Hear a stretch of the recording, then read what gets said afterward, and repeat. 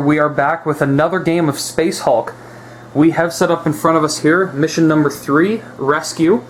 This one's pretty interesting, isn't it, Alex? Yeah, this is got more of a specific objective as to the other two that we played. So, do you want to take our viewers through the setup and how we start this game? Yeah, sure. So in this one, you've got the first time that I played, you've got 2 positions that the Marines take spawning points, and I did not choose these; these are preset. Whereas before, you would normally just have one spot that the Marines can go through. So at this area, and at the same time, actually, you notice how many more players I get. I've got 1, 2, 3, 4, 5, 6, 7, 8, 9, 10 guys plus a CAT, which is an object that I'm supposed to take this squad and get to this exit point where this squad is at. So that's my objective. I'm supposed to take this CAT guy here and get him over here however I can without losing all my commanders. I believe there's no one rule there, right? It's not necessarily a rule, but it seriously inhibits your game if you lose both sergeants. So and these things are not sentient in the idea that they can move on their own. So someone has to be right next to it carrying it, and while that person is carrying it, you're not allowed to shoot. You can only move, which kind of takes a guy out of play in that sense. So, and there's a lot of doors, a lot of corridors, and there is 1, 2, 3, 4 spawning points for the gene stealers. So this is gonna look like 1, it's 2, 3, 4, and then we have a one back there. Okay, walk me through here. Yeah, sure. So we have our 5 guys. Yep. This is basically the rescuing squad. So why did you set them up in the order that you did? So you have close combat guy, autocannon, and 3 regulars. Well, as in our last game that we play, I love these guys. They work well as a team. I've got a spawning area right here, and I'm not really sure what my tactic is yet. This is going to be tricky because there's a lot more guys to coordinate. I'm not used to that. There's 10 guys. Like in the last game we played, I had 5. So this is going to be interesting. I don't know. I mean, I'm not really that good at this game. I've only played it a couple times, and I'm not a pro at these sorts of things. So I'm just going to basically right now see if I can just hold these guys off if anyone comes around, and see how these guys do. I mean, my main thing is to get that CAT over here. Now, whether or not I bring these guys and meet them up halfway and then bring them back, or do I want to, I don't know. I really don't know, and I think a lot of it now this time depends on what you do, Ryan.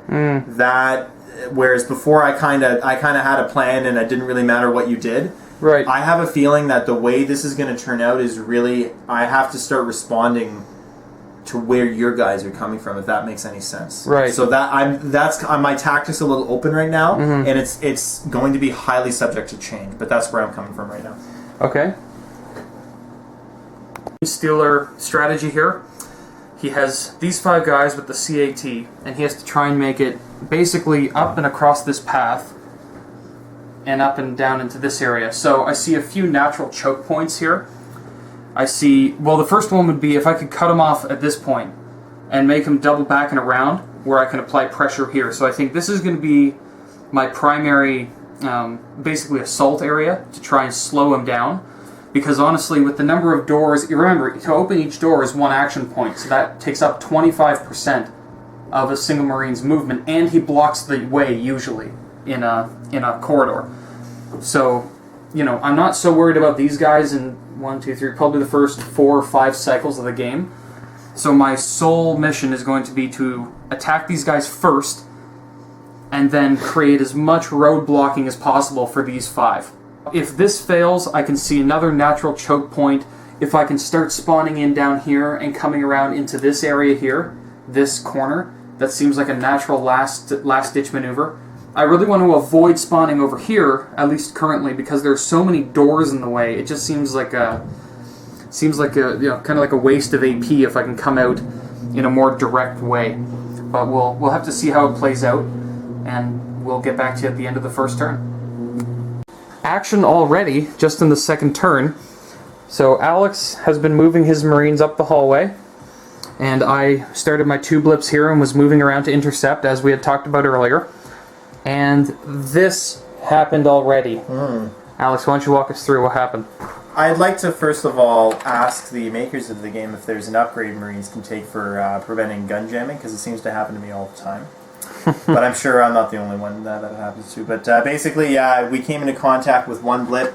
First one, no problem, smoked the guy coming right around this corner. But again, double fives, gun jams. Now I've got 3 dudes that are right in front of a guy that has a jammed gun, and according to the rules with the combat, how is that going to turn out, Ryan? So basically what happens is, in close quarters combat like this, the aliens roll 3 dice, and for a standard Marine with a Storm Fist, he rolls 1, and basically whoever has the highest dice wins the combat. And if we tie, neither one of us are killed. Okay, so this guy has 4 action points left, and he is in contact with the first guy here whose gun has jammed. So why don't we roll the first close combat attack? So alien high score of 6 and 5. So and 5 for the Marine. So the Marine is kaput. Kaput, yeah? Yeah. Okay, so he still has 3 left, so he's going to spend 1 to move up. He's going to spend his second to close combat assault the next Marine. Alex, take the camera from me, please. Okay, this is where having 6 action points for the Gene Stealers really helps out, and you would only get 1 dice for this guy. Oh yes, that's right. Not on Overwatch. Okay, here we go. Oh, 3 and 5. Close, but that's that one there. But that's your life. And on his last action point, he will just move up. Just like that. And then these guys will file in suit. So a lot of action already. Alex has his other team here advancing tactfully, or tactifully? It's very tactical. Tactically? Absolutely. We'll go with tactically. That sounds like something I would see. We can make up words. Sounds like something I'd see in a Magpul video. It's fine. It's YouTube. They'll understand. Fair enough. And as a backup, I have 2 blips coming around here. Just in case this didn't work out, I wanted to have a plan to cut them off. So we'll see how this goes. Right away, just from the outset, this mission looks like it's going to be very, very difficult for the Marines. Yeah, But again, you know, a lot of that dice rolling, you know, as well, because if my gun didn't jam, I could have easily killed you before. I mean, we've seen before in past experiences when a guy on Overwatch has smoked like 4 of your guys in a row. That's true. Right? So, I mean, again, there's a lot of variance with that. Yep. Till next time. We'll get back to you. Okay, so basically what happened here was Alex used his sergeant with the power sword. He rolled a 6, added 1 to make 7, so right away I knew I couldn't win, and then forced me to reroll my highest for his parry ability, so I rolled 1, 2, 1. He killed the guy in base contact. Then he shot and removed the other Gene Stealers in the area. So as you can see, they have full control of this area right now, and the heavy flamer guy has picked up the bot. And he has his other team over here advancing as fast as possible. So we'll get back to you as we progress through the game, or when something interesting happens. It's going to be very complicated for me to stop him at this point, since my blips are all the way down here, and I have to make it all the way up and around. But I've lost 2 guys. Although he has lost 2 Marines already. Already lost 2 guys in the first, second round or third round. So. All right. Well, we'll see how the game develops, and we'll get back to you. That the Marines are advancing a little easier than I would have liked, and we are just realizing that the sergeant with a power sword is a tank. So here are the rules for this guy.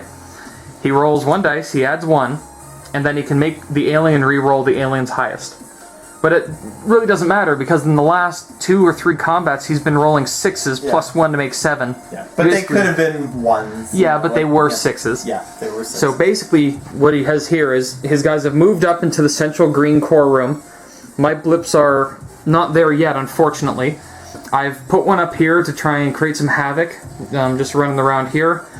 And I had one come up, but he got axed down. And now, when a beautiful move, Alex is starting to learn how to play the game, is what's happening, which is making things worse for me. Yeah. His flamer came up in the back, dropped the cat, and shot the flamethrower into this area, making it not impossible, but highly unlikely that any of my aliens would survive if spawning into that square.